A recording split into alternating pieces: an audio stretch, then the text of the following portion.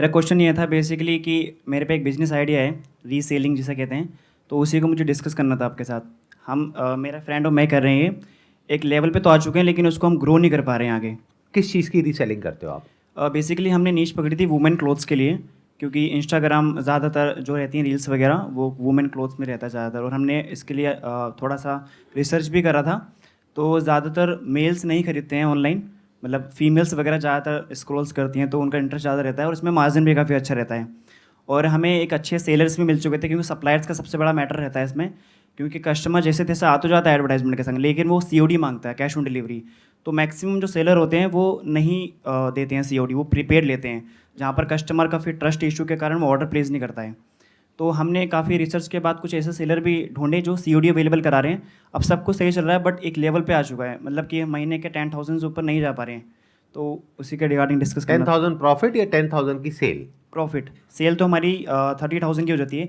Basically starting में हमने margin ज़्यादा रख लिया था, बट ऑर्डर जो प्लेस हो रहे थे वो काफ़ी कम हो रहे थे देन, फिर हमने अपने मार्जिन को कम कर लिया। किस तरह के क्लोथ्स होते हैं आपके उसमें जो आप सेल इसमें करते हम हैं? नॉर्मली जैसे कि कैजुअल हो गए, और ये डिपेंड करता है सीजन वाइज भी। जैसे अभी होली आ रही है तो हमने वाइट कपड़ों को ज़्यादा प्रेफरेंस पर रखा है, क्योंकि होली आती है तो उसके अकॉर्डिंगली तो वो डिपेंड करता है। तो आप और ऐड भी उसके हिसाब से चेंज करते रहते जी हैं? बिल्कुल, उसमें ऐड वगैरह में हम सबसे हाईलाइट ये करते हैं कि हम कैश ऑन डिलीवरी दे रहे हैं, मतलब जो मेनली जो चीज़ें रहती हैं जिससे कि कस्टमर अट्रैक्ट होके ऑर्डर प्लेस कर दे। ऑर्डर आने के बाद काफ़ी कस्टमर को ये इशू रहता है कि रिटर्न कर दो, तो सप्लायर भी डिपेंड करते हैं कि वो रिटर्न पॉलिसी दे रहे हैं या फिर रिप्लेसमेंट पॉलिसी दे रहे हैं उसके अकॉर्डिंग। काफ़ी बार कस्टमर कहते हैं कि हमें एक्सचेंज करना है, रिटर्न नहीं करना है, बट सप्लायर के पास होता नहीं है, तो एक ये भी इशू आ जाता है। तो मतलब इस प्रकार के काफ़ी इशू आते हैं, तो मुझे वही क्वेश्चन था, इसको हम ग्रो कैसे कर सकते हैं, या फिर इसका कोई विज़न है भी या नहीं है। तो आप ड्रॉप शिपिंग के थ्रू कर रहे हो क्या इसको? नहीं, ड्रॉप शिपिंग बेसिकली हमने अभी तो कोई वेबसाइट वगैरह नहीं क्रिएट करी है, क्रिएट कर रहे हैं, मतलब अभी वर्किंग है उस पे। हमने स्टार्टिंग में ये सोचा है कि जितना कम हम कर सके उतना सही है। जैसे कि फॉर एग्जांपल हमारा क्या रहता है कि हमने बेस्ट क्लोथ ढूंढ लिए, मान लीजिए 199 में। उसके बाद हमने इंस्टाग्राम पर पोस्ट डाली, और जो बेस्ट पोस्ट हमें लगती है, मतलब हमारे फॉलोवर्स भी हैं इंस्टाग्राम पर 200 रुपीज़ 200, तो स्टोरी डालते हैं, तो स्टोरी के अकॉर्डिंग हम बहुत सारे आउटलेट डाल देते हैं जिस पे ज़्यादा लाइक आते हैं, उसी के ऊपर हम ऐड चला देते हैं। तो उसके अकॉर्डिंगली हमारे पे ऑर्डर आ देते हैं व्हाट्सअप वगैरह पर, हम नंबर वहाँ मेंशन करते हैं अपना, कॉल्स भी आती हैं काफ़ी। तो एक ये भी है कि हम कन्विंस नहीं कर पाते उनको, वो पूछते हैं कि आप मैन्युफैक्चरर हैं या सेलर हैं, आपकी शॉप कहाँ पर है, तो वहाँ पर थोड़ा सा हमें इशू क्रिएट रहता है। आप ये काम कब से कर रहे हैं? अभी 6 महीने हुए हैं बेसिकली। दूसरी चीज़ ये है कि हमने सोचा कि ऑनलाइन बिजनेस तो काफ़ी सारे हैं, ज़्यादातर यूट्यूबर वगैरह, तो हमने ये रीसेलिंग का ज़्यादा अच्छा लगा हमें। इसमें सबसे अच्छी चीज़ क्या है कि हमारे पे स्टॉक नहीं रखना है, हमें कुछ वेयर हाउस नहीं है कुछ, बस हमें बेस्ट प्रोडक्ट चूज़ करके उसका एडवर्टाइजमेंट चलाना है, और कम से कम मार्जिन अपने रखना है, जिससे कि कस्टमर को भी ज़्यादा इशू ना रहे। आप कहीं से माल खरीद करके नहीं बेच रहे हैं, आप ये कह रहे हैं कि कोई सेलर है जो उस प्रोडक्ट को भेज रहा है कस्टमर के पास में और सीओडी भी वही दे रहा है। बिल्कुल। तो ऐसा कौन सेलर है, क्योंकि ये तो ड्रॉप शिपिंग बिजनेस मॉडल में होता है, यूजुअली सेलर्स ऐसा नहीं करते हैं। तो that is my question to you कि do you have a seller जिसकी अपनी मैन्युफैक्चरिंग है, या होलसेलर है, रिटेलर है, कौन यस, है ये सेलर? मैं यूट्यूब पर एक वीडियो देख रहा था इस रिसर्च के दौरान, तो वहाँ पर हमें बहुत सारे सेलर भी मिले, जिसमें कि 10 सेलर हैं टोटल, और इसमें से 5 सीओडी प्रोवाइड कर रहे हैं। जैसे और ये आपको कहां से मिले? मार्केट प्लेसेस से मिले? मार्केट प्लेस से मिल गए, यूट्यूब से मिल गए, फेसबुक वगैरह पर ग्रुप होते हैं वहाँ से मिल गए। Got it. तो अब आप क्या कर रहे हो, आप बेसिकली जो इन मार्केट प्लेसेस पे ऑलरेडी सेलर्स हैं उनको आपने कांटेक्ट किया, और उनको कांटेक्ट करके उनमें से कोई एक सेलर है वो एग्री कर गए इस बिल्कुल बिजनेस मॉडल बिल्कुल के लिए, बिल्कुल बिल्कुल जिसमें आप क्या कर रहे हो, आप लीड्स लेकर के आ रहे हो थ्रू एडवर्टाइजिंग बिल्कुल ऑन इंस्टाग्राम एंड फेसबुक। बिल्कुल वहां से आपके पास में लीड्स आती हैं, जब वो बोलते हैं हाँ हमको परचेज करना है, तो वो आप लीड एज इट इज उनको फॉरवर्ड कर देते हो। बिल्कुल। तो क्या इसमें एक बहुत बड़ा फ्लॉ आपको नजर नहीं आ रहा है कि जब दोबारा फ्यूचर में उस कस्टमर को कुछ परचेज करना होगा तो वो डायरेक्टली उनके पास जाएगा ना? नहीं, लेकिन वो सेलर अपने को इन्फॉर्मेशन देते नहीं है ना उनको। सेलर ने प्रोवाइड नहीं करी, लेकिन सेलर के पास में तो कस्टमर की इंफॉर्मेशन आ गई। हाँ, वो आ गई एड्रेस वगैरह कस्टमर वगैरह, हाँ वो तो बिल्कुल। आ गई। हाँ जी। अगर दिवाली पे वो जो सेलर है हाँ वो हाँ अपना हाँ। ग्रीटिंग कार्ड उनको भेजे, ये मेरा ऑनलाइन स्टोर है, यहाँ पे मेरी ये कलेक्शन है, अगर आप ये कूपन कोड यूज करते हैं तो आपको 200 रुपए का डिस्काउंट मिलेगा, बिल्कुल बिल्कुल। तो वो करने से उनको कौन रोक रहा है? हाँ, वो भी है। तो ये एक बहुत बड़ा फ्लॉ है इस बिजनेस मॉडल में, आप ध्यान से समझिए। देखो, बिजनेस दो तरीके से होता है। एक है कि हमने एक बिजनेस को शुरू किया with a short term vision, कि हमने ऐड चलाई, वहां से कस्टमर आया, उस पर हमको इतना प्रॉफिट मिल गया, but that is not business, that is sales. दोनों में फर्क को ध्यान से समझो। बिजनेस क्या होता है कि एक कस्टमर आपके पास में आया, जिसको एक्वायर करने में आपने कुछ पैसा इन्वेस्ट किया, एडवर्टाइजिंग में या किसी भी तरीके से उस कस्टमर को अपने तक लाने में, कन्वर्ट करने में, उसके बाद में वो कस्टमर बार बार आपके पास में आया, प्लस आपको वर्ड ऑफ माउथ मिला, यानी कि उस कस्टमर ने औरों को भी रिकमेंड किया। अगर ये दो चीजें हैं, यानी repeat business plus word of mouth, तो बिजनेस लंबा चलने वाला है, नहीं तो वो बिजनेस फेल होने वाला है। आपने एक तरीके से R&D कर ली, एक टेस्ट कर लिया अपने बिजनेस मॉडल को, आपको ये समझ आ गया कि आप एडवर्टाइजिंग करके इतनी सेल्स जनरेट कर सकते हैं। जैसे आप कह रहे हैं कि 30,000 रुपये महीने की हम सेल करते हैं, 10,000 का प्रॉफिट होता है, तो ऐड में आप कितना पैसा लगाते हो? नहीं मतलब ये हर महीने का on an average? On an average 5,000 या 6,000। मतलब डेली का आपका जो बजट है वो 200 रुपये के आसपास है? बिल्कुल। 200 रुपये लगा के कितने लोग आते हैं आपके पास में? उसमें 20 आ जाते हैं, मतलब 20 लोग आ जाते हैं व्हाट्सएप पर, जिससे कि हम उनको कॉल करके कन्विंस करके हम 10 या 11 कर लेते हैं। 20 में से 10-11 कर लेते हैं? बिल्कुल, क्योंकि मतलब 50% की कन्वर्जन जी, रेशियो है। जी बिल्कुल। इतनी ज़्यादा कैसे है? क्योंकि अमाउंट बहुत कम है वहाँ पर। कितना है अमाउंट? मतलब 199 रहता है हमारा मैक्स, मतलब मिनिमम 150 भी चल जाता है, कभी कभी 149 भी चल जाता है। और इससे पहले हमने एक डील चलाई थी 99 में, तो कस्टमर के रिव्यूज़ काफ़ी अच्छे आते हैं, जिससे कि हम स्टोरीज वगैरह पे भी डाल सकते हैं उसको। 149 में आप ये सेल करते हैं, लेकिन अभी उस सेलर के थ्रू करते हैं, तो इसमें इतना मार्जिन कैसे आपको मिल रहा है? क्योंकि आपने 5-7 हज़ार रुपये तो ऐड में लगा दिया, प्लस वो जो सेलर है उसका भी अपना मार्जिन है, प्लस आपका भी मार्जिन है, प्लस COD है, प्लस रिटर्न है, तो एंड में हाथ में काट पीट करके कितना आता है महीने का? नहीं, स्टार्टिंग में वही है कि आपके पार्टनर भी आपके साथ में है? बिल्कुल। आप बताइए। एक्चुअली ये जो 30,000 है ये फिक्स नहीं है सर। अगर सेल 30,000 की ही नहीं हो रही है, मतलब कभी हो सकता है 25 की हो गई, कभी 20 की हो गई, हो सकता है कभी 35 की हो गई, तो इस केस में जो मंथली जो रेवेन्यू होता है, जैसे हमारा कभी 8,000 हो गया, कभी 10,000 हो गया, इसमें अभी हम ये नहीं प्रॉफिट के लिए नहीं कर रहे हैं, हमें भी ग्रो करना है, रीच चाहिए कस्टमर की, इसलिए काम कर रहे हैं। इसलिए प्रॉफिट अगर कम भी आ रहा है, 20 रुपये भी आ रहे हैं, 1 करोड़ रुपये भी, कोई दिक्कत नहीं है। ये एक नई बात आई ना, Yes. कि आप कह रहे हैं कि हो सकता है सेल 20,000 हो रही हो, 25,000 हो रही हो, 30,000 हो रही हो, बट आप कह रहे हो कि हम प्रॉफिट के लिए नहीं कर रहे हैं। बिल्कुल। पहले तो ये जो सोच है ये गलत है, नंबर 1, क्योंकि कभी भी बिजनेस को ऐसे मत करो कि मैं प्रॉफिट के लिए नहीं कर रहा, इवेंचुअली तो आपको प्रॉफिट चाहिए ही। यस, बट शुरुआत में सर इनिशियल स्टेज पर नहीं चाहिए ना। चाहिए, क्योंकि मैं उसके पीछे लॉजिक बता देता हूँ, आपको शुरू में भी चाहिए, क्योंकि जब तक ये प्रॉफिट माइंडसेट आपका नहीं होगा तब तक वो बिजनेस सस्टेनेबल नहीं होगा ना।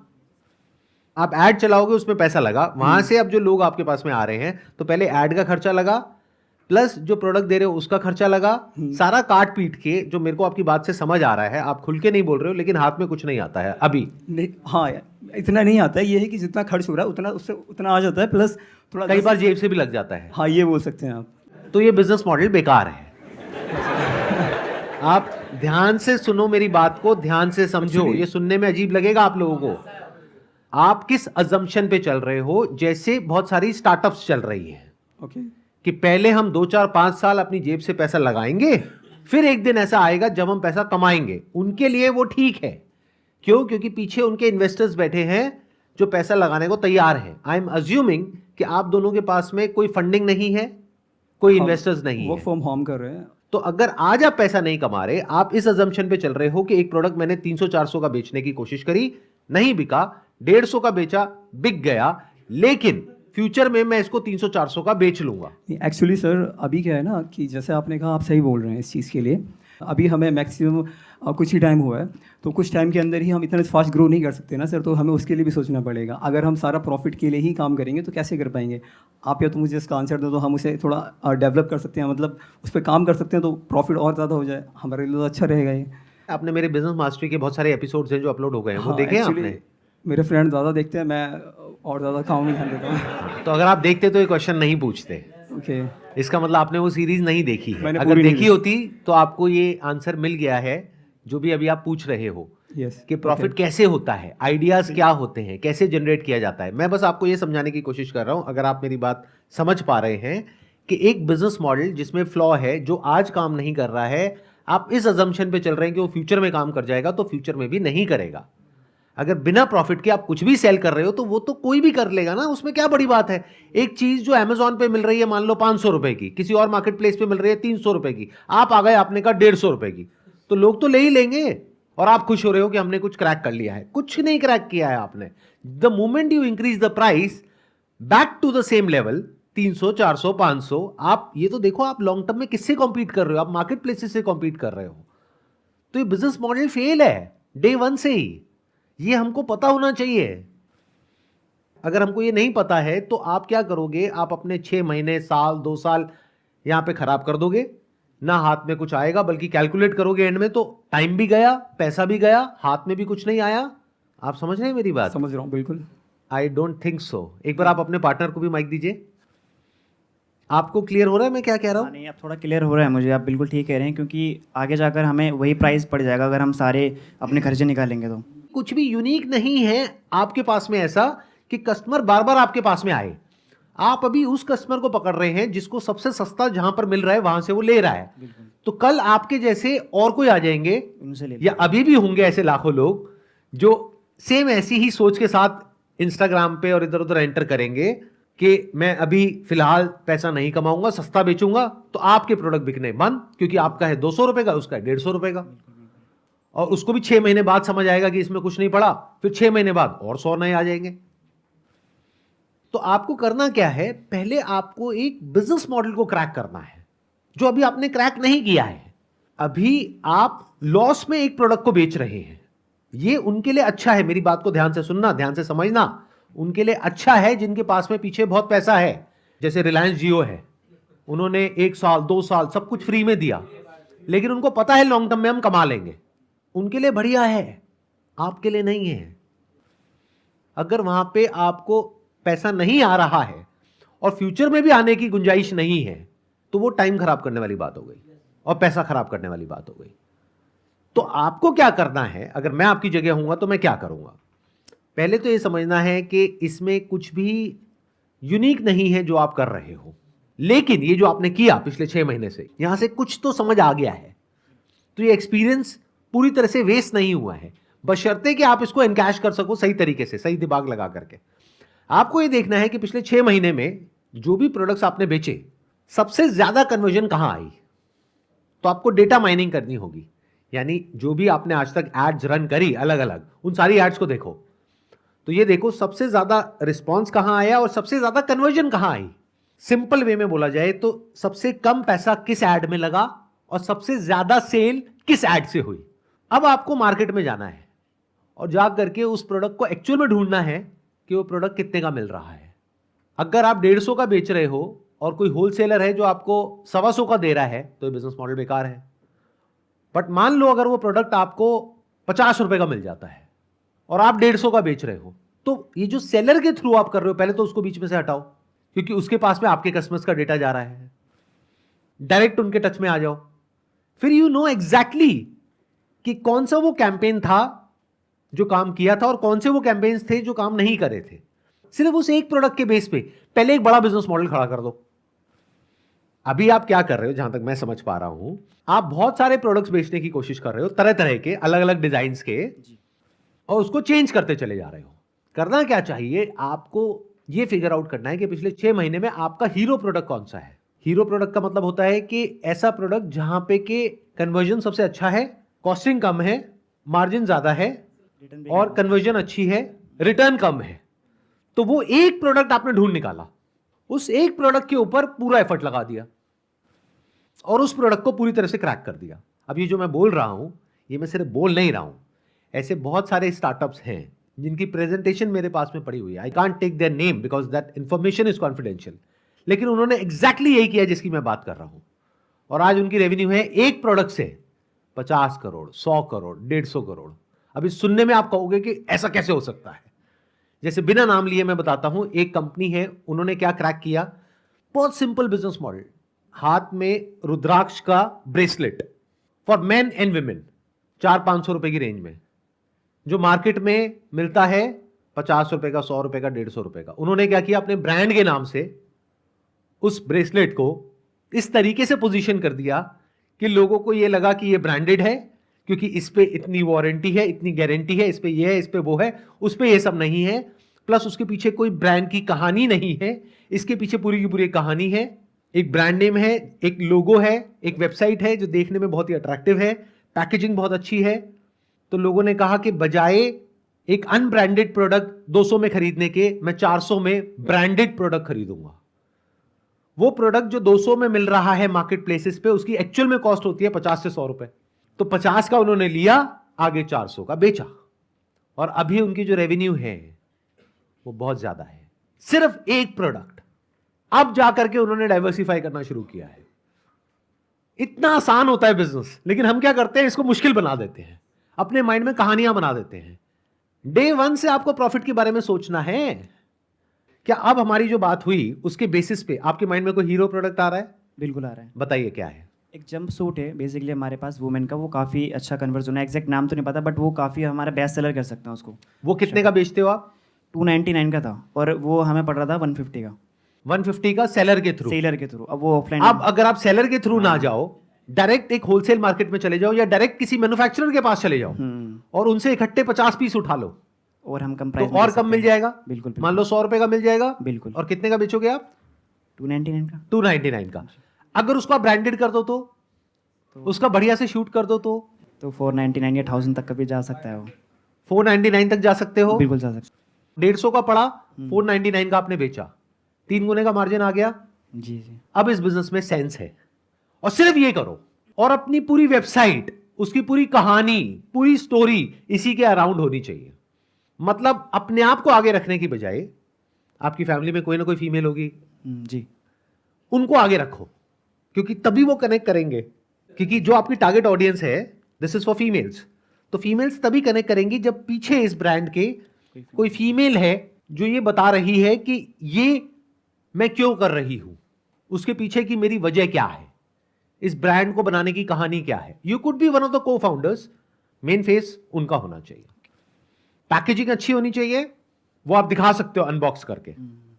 समझ रहे हो मैं क्या कहना चाह रहा हूं? अभी आप क्या कर रहे हो, जो सेलर है वो ऐसे ही कुछ भी पैक करके भेज रहा है, ज्यादा से ज्यादा आपने अपने स्टिकर प्रिंट करवा लिए, उस पर लगा दिए, बस खत्म आपके ब्रांड के। तो ये कोई ब्रांडेड प्रोडक्ट नहीं है। तो मैं क्या कह रहा हूं, इसको ब्रांडेड बनाओ ना, अच्छी सी पैकिंग करो। अब इसमें कॉस्ट नहीं लगती, दिमाग लगता है। बहुत सारी ऐसी मार्केट्स हैं जहां पे आपको बने बनाए बॉक्सेस मिल जाते हैं। मान लो पिंक कलर का कोई बहुत बढ़िया सा बॉक्स है जिसमें आप ये रख करके भेजोगे। अब वो जो बने बनाए बॉक्सेस होते हैं वो सस्ते पड़ते हैं और आप कम क्वांटिटी में भी ले सकते हो। उस पर स्क्रीन प्रिंटिंग कराओ अपनी, वो कम में भी हो जाती है। उसमें 1-2 रुपए का खर्चा आता है प्रिंटिंग का, प्लस 150 रुपए का प्रोडक्ट हो गया, क्वालिटी बढ़िया कर दो, और 499 का आपने बेचा। अब आपको पता है 399 में तो मैंने अनब्रांडेड भी बेच दिया, अब तो मैं प्रॉपर ब्रांडेड करके अपनी वेबसाइट बना के, स्टोर बना के ऑनलाइन फिर बेच रहा हूं। अब क्यों नहीं बिकेगा? प्लस इसके साथ में कुछ ऐसा ऐड कर दो जो और कोई ऑनलाइन ना कर रहा हो। फॉर एग्जाम्पल 6 मंथ्स वारंटी मिलती है लोगों को, लेकिन तब मिलती है जब वो 5000 का कोई प्रोडक्ट लेते हैं। जी जी। इसके साथ में कुछ कहानी जोड़ो, यानी कि स्किन सेफ मटेरियल अगर है तो, झूठ नहीं पीछे से पहले कंफर्म करो कि मटेरियल क्या यूज हो रहा है, कॉटन हो रहा है, ये हो रहा है, वो हो रहा है, स्किन सेफ है या नहीं है। तो अगर है तो वो लोगो लगाओ। अपनी जो भी आप फर्म है जिसमें ये काम कर रहे हो, उसको ISO 9001 2015 सर्टिफाइड करा सकते हो, उसमें ज्यादा खर्चा नहीं आता है। आई होप आपको कुछ समझ आ रहा है मैं क्या कह रहा हूँ। मुझे तो आ रहा है बिल्कुल। आ रहा है? बिल्कुल बिल्कुल। क्या क्लैरिटी आई आपको ये डिस्कशन नहीं, से? सबसे पहले तो यही है कि हमें मल्टीपल वैरायटीज़ में नहीं जाना है, एक स्पेशलाइज्ड बनना है जिससे कि कस्टमर को भी लगे कि प्रोडक्ट हर जगह मिल रहा है, लेकिन ये अलग से एक वेबसाइट है जो कि इसी प्रोडक्ट के बेस पर है। और ये एडवांटेजेस दे रहे हैं काफ़ी सारे, जैसे 6 मंथ वारंटी आपने बताई, प्लस अब उसमें फ्री भी कुछ जोड़ सकते हैं as a gift, first offer, ये जो भी। और उसमें कस्टमर सपोर्ट रहेगा एक्स्ट्रा, तो कस्टमर को ट्रस्ट रहेगा। प्लस COD वगैरह भी हम देंगे, और उसके जो एडवांटेजेस है स्किन का आपने बताया, तो वो भी काफ़ी अच्छा इम्पैक्ट पड़ेगा कस्टमर पे। इसमें आप जो इन्फ्लुएंसर्स हैं उनसे भी टाई अप कर सकते हो, जो ज़्यादा बड़े लेवल के नहीं है, वो सस्ते में भी आपके प्रोडक्ट को प्रमोट कर देंगे। अब उसको अगर आप अपनी वेबसाइट पे दिखाओगे तो और ट्रस्ट बिल्ड होएगा। तो अब आप अगर पैसा खर्च भी रहे हो तो सोच समझ करके खर्च रहे हो, क्योंकि उसकी रिटर्न लॉन्ग टर्म में बहुत तकड़ी आने वाली है। एंड बी एब्सोल्युटली फोकस्ड अगले 1-2 साल के लिए, जब तक कि ब्रांड बहुत बड़ा नहीं हो जाता है। फिर डाइवर्सिफाई करने के बारे में सोचो। मतलब इस प्रोडक्ट को इस तरीके से पोजीशन करो कि ये पर्टिकुलर कैटेगरी का ये जो प्रोडक्ट है, इसमें we are an expert in this particular thing. अपना ब्रांड नेम भी कुछ ऐसा ही रखो जिससे कि इससे रिलेट हो सके। ये समझने की कोशिश करो कि ये अगर कोई फीमेल परचेज कर रही है तो क्यों कर रही है। Do you have an answer to this? क्यों करती है वो फीमेल उसको परचेज? यानी कि अच्छा दिखने के लिए, या कंफर्ट के लिए, या किस चीज के लिए परचेज करती है? ये जो जंप सूट है आप जिसकी आप बात कर रहे हो, ये ज़्यादातर वैसे फैशनेबल होता है तो देखने के लिए करते हैं ज़्यादातर। अगर आप ये कह रहे हो और आपकी अजम्पशन है तो उसका कोई फायदा नहीं है, लेकिन अगर आप उन कस्टमर से बात कर सको जिन्होंने भी आपसे परचेज किया और उनसे पूछो कि आपने जो परचेज किया आपका एक्सपीरियंस कैसा रहा and what was the reason that you bought it, क्या रीजन था, तो हो सकता है आपको कुछ इंसाइट मिलेगी वहां से, समझ आएगा कि अच्छा इसलिए ये फीमेल्स परचेज कर रही हैं, कि पार्टी में पहनने के लिए कर रही हैं या डेली वियर में पहनने के लिए या घर में पहनने के लिए, तब आपको समझ आएगा। जैसे ही वो समझ आएगा फिर उससे रिलेटेड अपना वो ब्रांड नेम रखो। फॉर एग्जाम्पल फैशन, इसको आप ट्रेडमार्क करा सकते हो, उस पर टीएम लिखा होगा, वो 2 दिन में हो जाता है। तो फैशन टीएम, को फाउंडर कौन है, जो एक फीमेल है, आप कौन हो, आप भी को फाउंडर हो। इस तरीके से पूरी की पूरी एक वेबसाइट बन गई जहां पे कुछ थोड़ा बहुत इन्फ्लुएंसर्स हैं, उनकी भी रील्स डल गई। तो जैसे ही आपके स्टोर के प्रोडक्ट पेज पे कोई जाएगा और आगे स्क्रॉल करेगा तो वहां पे वो रील्स दिखेंगी। अगर ऐसी 2-3 भी दिख गई तो उनके माइंड में क्या आएगा कि मैं अकेली नहीं हूं, सभी ये यूज कर रहे हैं। और आपने कोई बहुत बड़ी इन्फ्लुएंसर को हायर नहीं किया, किसी छोटी इन्फ्लुएंसर को हायर किया जिसकी प्रेजेंटेशन स्किल्स अच्छी हैं, उनको 10,000 रुपए आपने दिया। ऐसे अगर आपने 3 इन्फ्लुएंसर से भी टाइप कर लिया, 30,000 रुपए की इन्वेस्टमेंट प्लस शॉपिफाई आपने स्टोर बनवाया प्लस थोड़ा सा आपने स्टॉक रखा अलग अलग कलर्स में, अलग अलग साइजेस में, तो आपकी इन्वेस्टमेंट बहुत ज्यादा नहीं हुई इस पूरे गेम में, लेकिन जो फ्यूचर में हो सकता है उसकी पॉसिबिलिटी बहुत बड़ी हो गई।